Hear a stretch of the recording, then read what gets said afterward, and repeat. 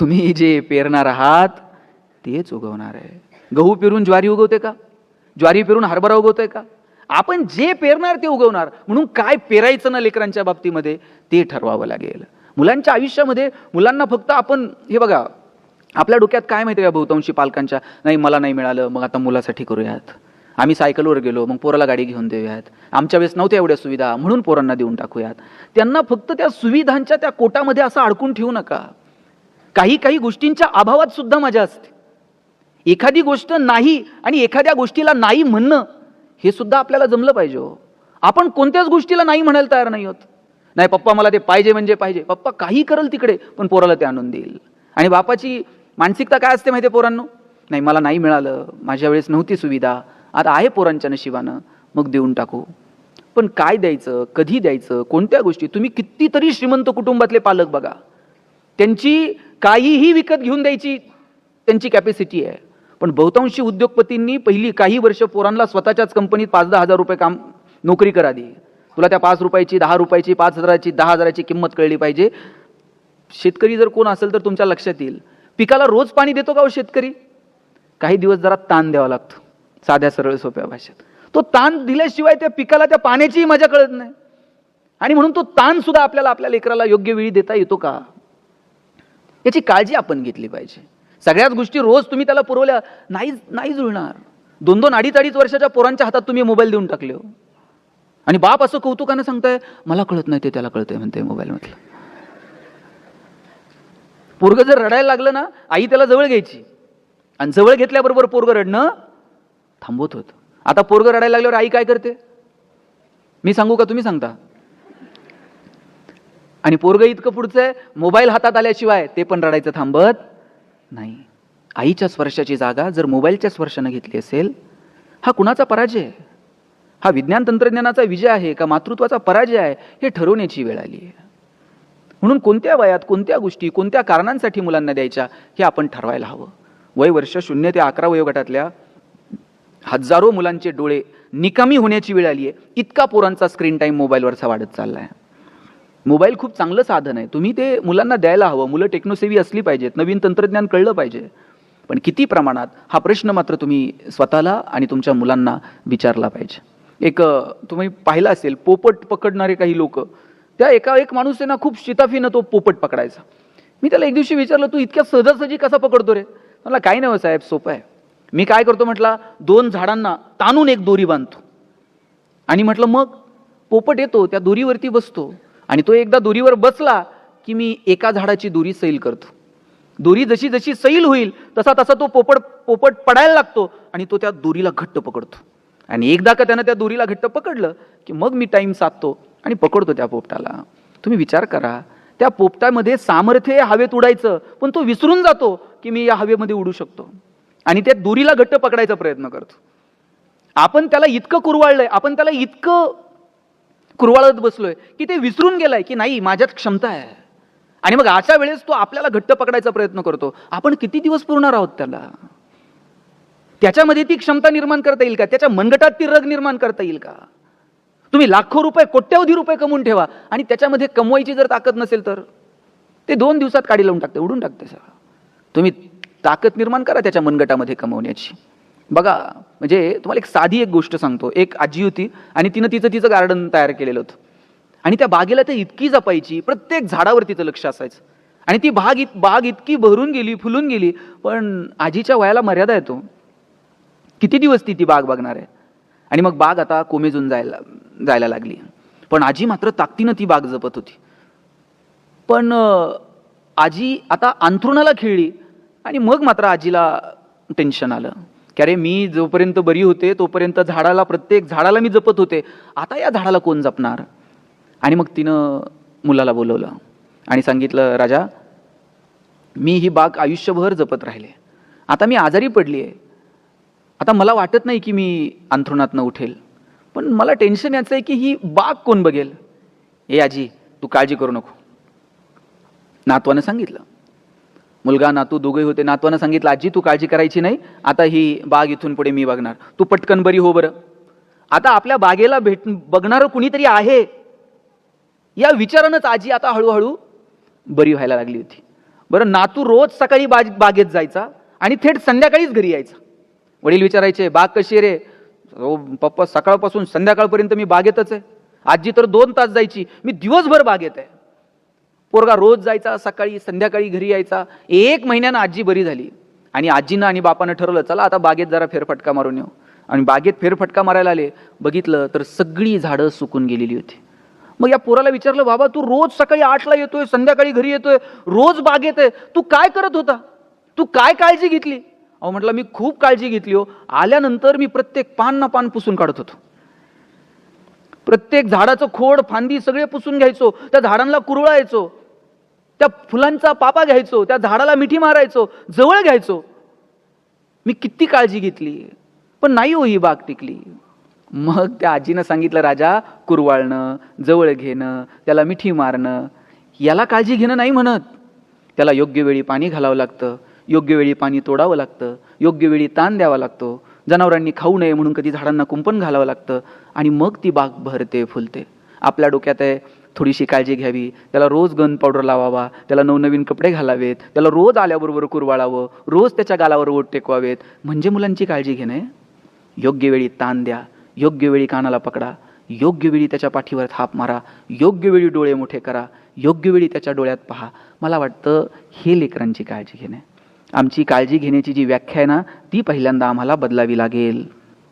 आणि मुलांना कोणत्या पद्धतीनं कोणत्या गोष्टी सांगायच्या हे ठरवावं लागेल. अरे, शिवाजी महाराजांनी हे हिंदवी स्वराज्य निर्माण केलं, पण त्याच्या पाठीमागं प्रेरणा कोणाची आहे? आईनं सांगितलं.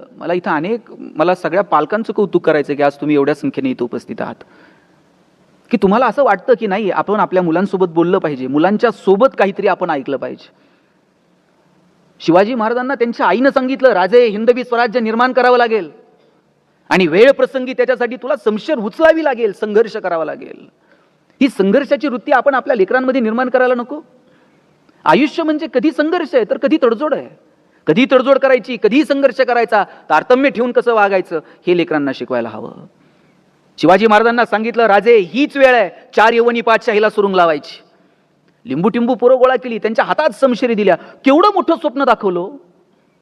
आज आमचं पोरगं काही वेगळं करायला गेलं का आम्हीच त्याला सांगतोय, अंथरून पाहून पाय पसर. त्याला ते पोरगं हातपाय खुडून खुडून मरून गेलं, पण आपण त्याला हातपाय पसरू दिले नाहीत. आपण सांगितलं पाहिजे, हातपाय पसर, अंथरुणाचं काय करायचं तुझा बाप बघल. एवढी धमक आम्हाला आमच्या लेकरामध्ये निर्माण करता आली पाहिजे. पण आम्ही त्याला मोठी स्वप्न बघू द्यायला तयार नाही होत. ते जर स्वप्न बघत असेल तर त्याची पाठराखण करा, त्याला सांगा, हो मी आहे तुझ्यासोबत, प्रयत्न तर कर, यश येईल किंवा अपयश येईल, पण करून तर बघूयात. ते धाडस, ती ताकद लेकरांमध्ये आम्हाला निर्माण करता येईल का? काय वेळ होती. म्हणजे परिस्थिती इतकी भयानक होती. पुण्यामध्ये जेव्हा जिजाऊ आल्या, त्या मुरार जगदेवानं अशी पहार रोवून ठेवलेली होती आणि सांगितलं होतं, जो कोणी या पहारीला हात लावील त्याच्या कुळाचा नायनाट होईल. जिजाऊंनी आपल्या एवढ्याच्या लेकराला सांगितलं, शिवबा, उचला ती पहार आणि द्या भिरकावून. ज्या पुण्यामध्ये मुरार जगदेवानं गाढवाचा नांगर फिरवला, त्याच पुण्यामध्ये छत्रपतींनी सोन्याचा नांगर फिरवला आणि पाहता पाहता स्वराज्य उभं केलं. एक प्रसंग सांगतो तुम्हाला. काळजी घेणं म्हणजे फक्त कुरवाळणं नाही, काळजी घेणं म्हणजे फक्त त्याला मांडीवर बसवणं नाही.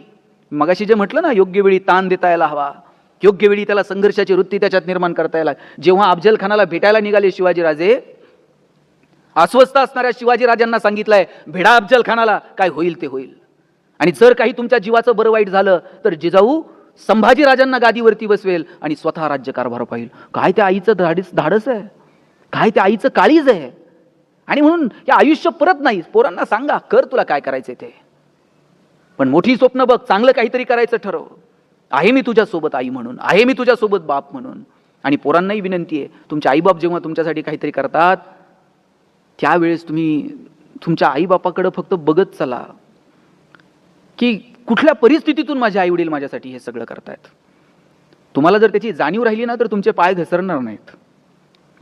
तुमच्या आई वडिलांच्या तुमच्याकडनं माफक अपेक्षा आहेत, फार काय अपेक्षा नाहीये. पोरांनी रोज लाख रुपये आणून माझ्या हातात टेकवावेत. इथं तरुण पोरं बसलेली आहेत, तुमचे उंची आता वडिलांच्या खांद्याला आली आहे, वडिलांची चप्पल तुमच्या पायाला यायला लागली आहे. एकदा का बापाची चप्पल पोराच्या पायाला यायला लागली आणि पोरगा बापाच्या खांद्याला आला, वडील रागवत नाहीत, चापट मारत नाहीत. लहान होतो काही चुकलं तर वडील पटकन चापट मारायचे, ए असं नाही रे असं कर. आता पोरगा खांद्याला आल्यावर वडील मारतात का? अशा वेळेला वडिलांच्या डोळ्याची भाषा बाळांनो तुम्हाला समजून घेता आली पाहिजे. बापाची अपेक्षा असते की पोरगा आता खांद्याला आला, थोडंसं ओझं हलकं करल, त्याच्या पायावर उभा राहील, त्याचं कर्तृत्व सिद्ध करल. आणि बापाची अपेक्षा इतकीच असते पोरानं त्याचं नाव कमवावं. वडिलांची अपेक्षा आहे की पोरांनी आमची नावं पुसावीत. मी पुसावीत म्हणतो, घालवावीत नाही. पुसावीत कोणत्या अर्थानं? आतापर्यंत तुमची ओळख काय? अमुक अमुक यांची मुलगी, अमुक अमुक यांचा मुलगा. एक दिवस असा आला पाहिजे ना पोरांनो, तुमच्या नावानं तुमचे आई वडील ओळखले गेले पाहिजेत. ते कलेक्टर साहेब आहेत ना, हे त्यांचे वडील आहेत बरं का. त्या तहसीलदार मॅडम आहेत ना, ही त्यांची आई आहे बरं का. ते डॉक्टर साहेब आहेत ना, हे त्यांचे बाबा आहेत बरं का. त्या इंजिनियर मॅडम आहेत ना, ही त्यांची आई आहे बरं का. तुमच्या नावानं जेव्हा तुमचे आई वडील ओळखले जातात, याच्यापेक्षा काय असतं आयुष्यातलं यश? यशाची कोणती व्याख्या आहे? तुम्ही कितीही श्रीमंत झालात, तुमच्या पुढे 2 लोक आहेतच की. आणि आज नसेल तर उद्या कुणीतरी येणारच आहे की. आपल्या प्रगतीची व्याख्या जर काय असेल ना, माझ्या दृष्टीनं तुमच्या आईबापानं तुमच्यासाठी टाळ्या वाजवणं आणि त्यांना तुमचा हेवा वाटणं, याच्यापेक्षा दुसरी प्रगतीची व्याख्या मला वाटत नाही. तुमच्या आई वडिलांनी तुमचं कौतुक केलं पाहिजे. अरे वाह, काय माझ्या पोरीनं करिअर केलं, काय माझ्या लेकरानं नाव कमवलं, आमच्याकडे काही नव्हतं पण पोरानं केलं बरं का. हे जेव्हा तुमच्या आई वडिलांना वाटायला लागेल ना, तेव्हा मला वाटतं ती एक, इतर अनेक व्याख्यांपैकी ती एक तुमची प्रगतीची व्याख्या आहे. आणि म्हणून तुमच्या आई वडिलांना हेवा वाटेल असं काहीतरी करा. ठरवा आम्हाला नेमकं आमच्या आयुष्यामध्ये काय करायचंय. बहुतांशी जणांनी ठरवलेलंच नाहीये की मला नेमकं काय करायचंय. आणि मी पुन्हा पुन्हा सांगतो, कुणाचं बघून ठरू नका की ह्यानं हे केलंय म्हणून मला ते करायचंय, त्यानं ते केलंय म्हणून मला हे करायचंय. आपण अंधानुकरण करतो. अंधानुकरण करू नका. चांगल्या गोष्टींचं अनुकरण करा, पण अंधानुकरण करू नका. खरं आहे का, बरं आहे का, चांगलं आहे का, वाईट आहे का, चिकित्सा करा आणि मग ठरवा. सगळ्यांनी उजवा हात वर घ्या बरं. हा, ही 4 बोटं पोरांनो दिसत आहेत का माझी? दिसत आहेत का? हा, सगळ्यांनी ती हनवटीला लावा. ही हनवटी आहे का?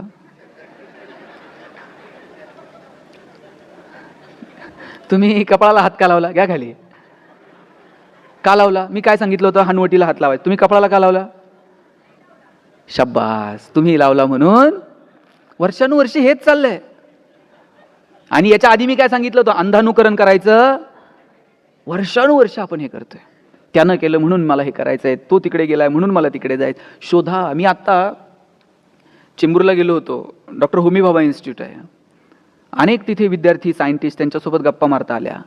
बोटावर मोजणे इतकी पोरं सुद्धा मला महाराष्ट्रातली सापडली नाही की ज्यांना वाटावं की आपण सायन्स स्टुडंट आहोत, आपण सायंटिस्ट व्हावं, आपण तिथे जाऊन काहीतरी करावं. आपल्या डोक्यात डॉक्टर, इंजिनियर सोडलं तर नवीन काही क्षेत्र आपल्याला खुणावतच नाहीयेत. का आपल्याला वाटू नये की आपण संशोधनामध्ये जावं? बीएससी ॲग्री झालेलं मी राहुरी कृषी विद्यापीठात आज काम करतो मॅनेजिंग काउन्सिल मेंबर म्हणून. पण बहुतांशी पोरांना असं वाटतं की आपण स्पर्धा परीक्षा दिल्या पाहिजेत. दिल्या पाहिजेत का? तर जरूर दिल्या पाहिजेत. गोरगरिबाची, खेड्यापाड्यातली, शेतकऱ्याची पोरं प्रशासनात आली पाहिजेत. पण त्यातल्या काही लोकांना असंही वाटलं पाहिजे की अरे आपण शेतीशी रिलेटेड काहीतरी करतोय, तर आपण कृषी क्षेत्रात काही संशोधनाचं काम केलं पाहिजे. आपण नवीन वाटा शोधायला तयार नाही होत, नवीन मार्ग शोधायला तयार नाही होत. का आपल्यापैकी काहींना वाटू नये आपण उद्योगात यावं, व्यवसायात यावं, व्यापारात यावं? का आपल्याला असं वाटू नये की आपण पर्यटनासारख्या विषयामध्ये काम करावं? आता मी सरांशी बोलत होतो, 200 कोटीचा टर्नओव्हर आहे वर्षाचा. मी विचारलं काय शिक्षण? म्हणले 4थी नापास. याचा अर्थ तुम्ही नापास व्हा असं म्हणत नाही. मग तुम्हाला तर भारी झालं म्हणे. अरे बापरे, नापास झाल्यावर टर्नओव्हर 200 कोटीचं होतं. सांगायचं तात्पर्य इतकं की ह्या माणसानं काहीतरी स्वप्न बघितलं असेल की नाही मला शिकता आलं, नव्हती माझी परिस्थिती, पण मी काहीतरी वेगळं करून दाखवेल. संधी मिळाली, संधीचं सोनं केलं, कष्ट केली, आज 200 कोटीचा टर्नओव्हर आहे उद्योग व्यवसायामध्ये. अशी किती उदाहरणं. मला विना पाटील भेटल्या होत्या. विना वर्ल्ड नाव ऐकलंय ना? केसरी टूर्स, नंतर आता विना वर्ल्ड. 700-800 कोटीचा टर्नओव्हर आहे. लोकांना फिरायला घेऊन जाणं. आपल्या पिढीला असं माहित तर होतं का लोकांना फिरायला घेऊन जाणं हा व्यवसाय असू शकेल? पण लोकांना फिरायला घेऊन जाणं हा व्यवसाय झाला. आर्चीज गिफ्ट गॅलरी ऐकलंय? 150-200 काउंटर असतील आणि 4 इंचाच्या ग्रीटिंग पासून तर 10-12 फुटाच्या टेडी बिअर पर्यंत सगळं मिळतं. वेगवेगळे डेज मार्केटमध्ये आले, त्या डेजचे ग्रीटिंग कार्ड यायला लागले. गिफ्टचं दुकान. आम्ही कॉलेजला असताना तर आर्चीज इतकं फॉर्म मध्ये होतं. कोणताही डे असला का आर्चीजला जायचं, त्या डेचं ग्रीटिंग घेऊन यायचं. आणि माझ्या वयाची किंवा माझ्यापेक्षा जी वडीलधारी माणसं आहेत, आपल्या काळाला, तुमच्या काळामध्ये नुसतं गिफ्टचं दुकान ही संकल्पना तर होती का? ताई, आपल्याकडे गिफ्ट द्यायची पद्धत काय होती? लग्नात बिग्नात इकडे साडी द्यायची, तीस तिला फिरून फिरून ती वर्ष, बाई ही मीच दिली ती मागच्या वर्षी कोणाला तर. आपल्याकडे ही गिफ्टची पद्धत. पण कुणातरी एखाद्या माणसाला वाटलं गिफ्टचं दुकान असू शकतं आणि धमाका करून टाकला. जगभरातून आलेल्या कोल्ड्रिंक कंपन्यांनी भारतात काय मार्केट कॅप्चर केलं. आता तर जरा ते कोल्ड्रिंकचं पेव थोडं थोडं कमी होत चाललंय. 80-90च्या दशकात तुम्ही यांचे लग्नाचे अल्बम चेक करा, प्रत्येक अल्बम मध्ये एक फोटो सापडणार, 1 बॉटल 2 स्ट्रॉ. कोणत्या फोटोग्राफरनं काढलं होतं कुणास ठाऊक.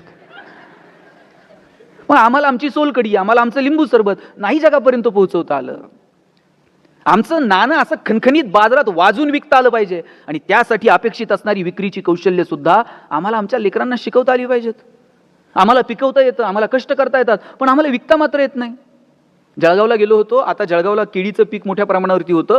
तिथले शेतकरी, मला कौतुक वाटलं. जिथं केळीची बाग आहे, जिथं केळीची शेती आहे, तिथे हायवेला लोकांनी आता वेपर्सच्या भट्ट्या सुरू केल्यात. लगेच वेपर्स तयार करून त्या आले गेलेल्या लोकांना देतात. छान वाटलं मला की बदलतायत लोक. वेपर्सचं एक पॅकेट किती रुपयाला घेऊन येता? किती रुपये आणताच का नाही? 5 रुपये, 10 रुपये. 5 रुपयाच्या वेपर्सच्या पॅकेटमध्ये किती वेपर्स असतात? 5. बाकी सगळी हवा. पैसे हवेचे, तुम्हाला हवा करता आली पाहिजे. आणि हवा कशानं होते? Reels, status. रील्स आणि स्टेटसनं हवा होत नाही. हवा होते तुमच्या ज्ञानानं, हवा होते तुमच्या कर्तृत्वानं, हवा होते तुमच्या कौशल्यानं. ती कौशल्य तुम्हाला अस्तित्वात अंगीकारता येतील का, याच्यासाठी प्रयत्न करा. आपलं नाणं वाजून बाजारात विकता आलं पाहिजे, याच्यासाठी प्रयत्न करा. आणि त्यासाठी अपेक्षित असणारी कौशल्य आत्मसात करा. मी नेहमी एक उदाहरण सांगतो. मी जेव्हा कॉलेजला होतो, मी आमच्या सरांना विचारलं होतं, सर आम्हाला विचारायचे की कोणाला MBA कशात करायचं आहे वगैरे. मी सांगितलं मला ह्युमन रिसोर्स मॅनेजमेंटमध्ये MBA करायचं. आमच्या वर्गात एक बोबडं बोलणारं पोरगं होतं. त्याला विचारलं तुला MBA कशात करायचं? ते म्हटलं मला मार्केटिंगमध्ये MBA करायचं. सर म्हटले तुला नीट बोलता येत नाही, तू मार्केटिंगमध्ये MBA काय करणार? तुझं बॅकग्राऊंड कॉमर्स आहे, तू फायनान्समध्ये MBA कर. पोरगं वर्गात उठून उभं राहिलं. म्हणला सल कलनाल तर मार्केटिंगमध्ये MBA कलनाल नाही तर शिकणार नाही. म्हटलं सर म्हणले तुला काय करायचं ते कर, आपण परीक्षा घेऊयात आणि शोधूयात कुणामध्ये मार्केटिंगचं टॅलेंट आहे. मी म्हटलं ठीक आहे. परीक्षा काय घेतली? 100 रामायणाच्या प्रती दिल्या आणि सांगितलं बाजारात जाऊन विकून यायच्या. ज्याच्या सगळ्यात जास्त विकल्या जातील आपण समजूया त्याच्यामध्ये मार्केटिंगचं टॅलेंट आहे, त्यानं मार्केटिंगमध्ये MBA करावं. आम्हाला वाटलं आम्ही बोलणारी पोरं 100 रामायणाच्या प्रती तर आजच्या बाजारात विकून येऊ. 8 दिवस आम्ही बाजारात फिरलो. 9व्या दिवशी वर्गात आलो. सरांनी विचारलं गणेश 100 पैकी किती प्रती गेल्या? म्हणलं 4. राहुल 8, संतोष 10.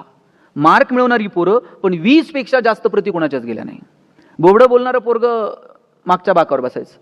त्याला विचारलं तुझ्या किती गेल्या रे? म्हटलं सल 100च्या 100 प्रती विकून आलो. म्हटलं सर म्हटले केलं काय? मार्केटिंगची कोणती स्ट्रॅटेजी, कोणतं रेफरन्स बुक? म्हणला काहीच नाही. लोकांच्या दालात द्यायचो, बेल दाबायचो, लोक बाहेर यायची. लोक बाहेर आली की समोर रामायण ठेवायचो आणि सांगायचो हे रामायण विकत घेता का वाचून दाखवू? लोक म्हणायची वाचून नको दाखवू, तुझं रामायण विकत घेतो. बोबडं बोलणं विकनेस आहे का स्ट्रेंथ आहे? दाबून ठेवला असता तर स्ट्रेंथ ठरला असता का? आपल्याला वाजून विकता आलं पाहिजे. त्यासाठी अपेक्षित असणारी कौशल्य आत्मसात केली पाहिजे. आम्ही कॉलेजला असताना आमच्या सरांनी सांगितलं होतं अमुक अमुक एरियामध्ये जरा सर्वे करून या की तिथे स्वीट मार्ट चालेल का, स्वीटचं दुकान चालेल का. तिथं ऑलरेडी 10-20 दुकानं होती. सगळ्यांनी येऊन रिपोर्ट केला 20 दुकानं आहेत, नवीन दुकान टाकण्यात मजा नाही. एकच पोरग होतं, त्यानं तिथं जाऊन सांगितलं, म्हणला 20 आहेत, याचा अर्थ 21वा पण चालू शकतं. म्हटलं ही दृष्टी आहे आणि ही दृष्टी आम्हाला विकसित करता येईल का? जगात काहीतरी तुम्ही वेगळं लोकांसमोर आणावं लागेल, मांडावं लागेल. काळ आणि वेळेनुसार तुम्हाला बदलावं लागेल. काळ आणि वेळेनुसार जर तुम्ही बदलला नाहीत ना तर तुम्ही मार्केटमध्ये टिकू पण शकणार नाही. आपल्या पिढीने आयुष्यात पहिला फोन कोणत्या कंपनीचा घेतला होता साहेब? नोकिया 3310, 1100, 1600, 2600. 3310 तर असा होता एखाद्याला फेकून मारला ना टिंगूळ येईल पण मोबाईलला काय होणार नाही. 3 दिवस त्याची बॅटरी उतरत नव्हती आणि मोनोपोली होती नोकियाची. सगळ्यांकडे नोकिया सोडून दुसरा फोन दिसत नव्हता लवकर. आज नोकिया मार्केटमध्ये आहे का? आहे तर किती आहे? का नाहीये? अँड्रॉइड टेक्नॉलॉजी नोकियानं स्वीकारली नाही, नोकिया नाही टिकू शकलं. दादा, हा कॅमेरा कोणत्या कंपनीचा आहे? Sony, Panasonic, Nikon. आता कॉडॅक आहे का? आता कॉडॅक दिसत नाही. आणि तुम्ही तुमच्या आईवडिलांना विचारा, त्यांच्या लग्नात कोणता कॅमेरा होता? 100% कॉडॅक. आणि 36च फोटो निघायच्या एका रोलमध्ये. म्हणजे नवरा नवरी हार घालायला आणि फोटोग्राफरचा रोल संपायला. आणि नवरदेव कितीही मागं लागू दे फोटोग्राफरच्या, 6-6 महिने अल्बम मिळत नव्हते. ते म्हणणार ते फोटो धुवायला दिलेत, कोणत्या नदीवर जात होतं काय माहित. आणि जे पाहिजे तेच फोटो नेमके जळालेले असायचे. आता कॉडॅक का नाहीये? डिजिटल टेक्नॉलॉजी कॉडॅकनं स्वीकारली नाही, कॉडॅक नाही टिकू शकलं. नवीन तंत्रज्ञान तुम्हाला स्वीकारावं लागेल, काळ आणि वेळेनुसार तुम्हाला बदलावं लागेल. नवीन टीव्ही आला होता घरात, त्याला सेटर बिटर असायचं, पोरांनी पाहू नये म्हणून लॉक करायचं त्याला. लाईट कमी जास्त व्हायला लागली की स्टेबिलायझर असायचं. आणि प्रक्षेपण गेलं का पोरं म्हणायची टीव्हीला मुंग्या लागल्या. आता टीव्हीला कुठं मुंग्या लागतात का? मग यातलं एखादं हुशार असन त्यानं वर जायचं, अँटिना फिरवायचा, एकानं खालून म्हणायचं दिसलं दिसलं, मग त्यानं खाली यायचं, त्यानं खाली येऊस तर इकडं परत प्रक्षेपण गेलेलं असेल. आणि पिक्चर कधीतरी बघायला मिळायचं हो. कधीतरी छायागीत, कधीतरी चित्रगीत, कधीतरी मुगली, कधीतरी चंद्रकांता. एक मी मगाशी जे म्हटलं ना, अभावामध्ये सुख होतं.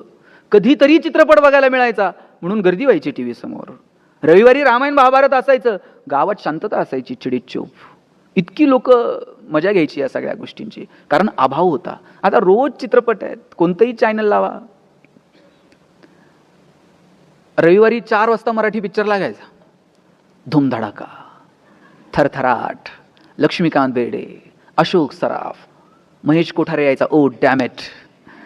आणि मध्येच एक जाहिरात लागायची. आता ह्या तरुण मुला मुलींना ती जाहिरात पाठ नसेल, माहीत नसेल, पण सगळ्या पालकांची मात्र ती जाहिरात पाठ असणार. लाईफ बॉय है जहा. ऐकलं की नाही? खात्री आहे मला आमच्या सगळ्या पिढीविषयी, कारण आमच्याकडे दुसरा पर्याय नव्हतो. जाहिरात बदलायला, चॅनल बदलायला ऑप्शनच नव्हता. जाहिराती सगळ्या पाठ असायच्या. आणि लाईफ बॉयच्या जाहिरातीमध्ये फुटबॉल खेळणारी पोरं दाखवली होती. भारतात कधीतरी फुटबॉलची क्रेज होती का? क्रिकेटची क्रेज होती, पण लाईफ बॉयची मोनोपोली होती. लाईफ बॉयला कुणी म्हणायचं तुम्ही क्रिकेट खेळणारी पोरं का दाखवली? इतका रुबाब होता लाईफ बॉयचा, लोक दुकानात जायची आणि म्हणायचे साबण द्या नव्हती म्हणत, लाईफ बॉय द्या म्हणायची. इतका रुबाब लाईफ बॉयचा. पण त्यानंतर राजा हिंदुस्तानी पिक्चर आलेला. करिश्मा कपूर एकदम फॉर्ममध्ये होती. लक्सनं करिश्मा कपूरला ब्रँड अँबॅसेडर केलं. आता लक्सनं करिश्माला ब्रँड अँबॅसेडर केल्यावर फुटबॉल खेळणाऱ्या पोरांकडे कोण बघतंय का? लक्सनं मार्केट कॅप्चर केलं. लाईफ बॉयला कळलं आता करिश्माच्या कॉम्पिटिशनमध्ये फुटबॉल खेळणारी पोरं टिकणार नाहीत. आता आपण त्यांनी लाल रंगाचा ठोकळा साबण बाजूला केला आणि लाईफ बॉय गोल्ड नावाचा गुळगुळीत साबण बाजारात आणला. आणि लाईफ बॉय गोल्डची जाहिरात कोण करत होतं? आता फुटबॉल खेळणारी पोरं नाहीत. लाईफ बॉय गोल्डची जाहिरात करत होता कॉलेजचा एक तरुण मुलगा आणि मुलगी. मुलगी गाडीवरनं उतरते, रागात निघून जाते. मुलगा विचारतो काय झालं? मुलगी सांगते पसीने की बदबू से परेशान. पोरगा घरी जातो, लाईफ बॉय गोल्ड आंघोळ करून येतो. या कंपन्यांना कळलो काळ आणि वेळेनुसार आपल्याला बदलावं लागेल. कोविडमध्ये एक तरी साबण अशी जाहिरात करत होता का आमचा साबण सुगंधी आहे, तो लावल्यावर तुम्ही गोरे व्हाल? कोविडमध्ये कुणाला गोरं व्हायचं पडलं होतं? प्रत्येक साबण एकच जाहिरात करत होता 99.9% कीटाणू से मुक्ती. कोविडमध्ये साहेब संतूर मम्मी बिम्मी सगळं बंद, फक्त कीटाणू आणि मुक्ती.